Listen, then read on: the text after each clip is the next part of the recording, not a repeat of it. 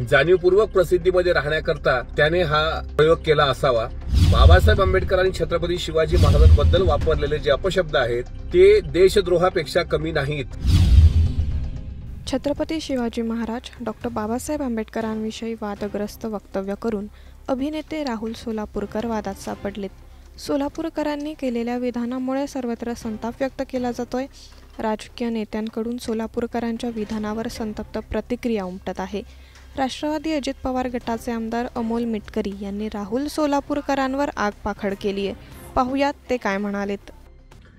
छत्रपती शिवाजी महाराज आणि महामानव डॉक्टर बाबासाहेब आंबेडकर या तमाम बहुजन समाजाची अस्मिता असणाऱ्या महामानवांबद्दल राहुल सोलापूरकर नावाच्या विकृतीने परत एकदा गरळ ओकलेली आहे।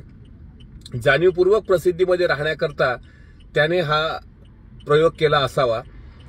सोलापूरकर हा नेमकी कोणाची औलाद आहे, तो कोणाच्या पठडीत जगतोय, त्याचे कोणाशी संबंध आहेत हे अख्ख्या महाराष्ट्राला आता चांगल्या पद्धतीने माहीत झालंय। तो जिथे जगतोय, जिथे वावरतोय, जिथे पैदा झालाय ते त्याला लखलाभ। मात्र बाबासाहेब आंबेडकर आणि छत्रपती शिवाजी महाराजांबद्दल वापरलेले जे अपशब्द आहेत ते देशद्रोहापेक्षा कमी नाहीत।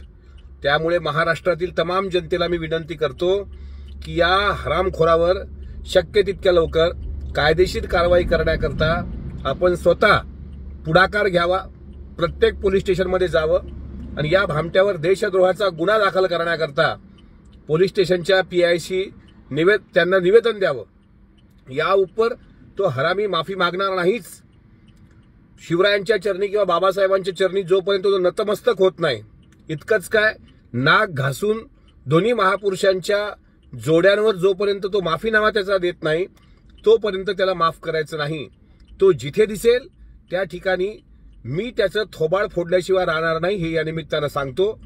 आणि सोलापूरकरची जो जीभ छाटेल त्याला सुद्धा 1 लाख रुपयाचं रोख बक्षीस मी या निमित्तानं जाहीर करतो।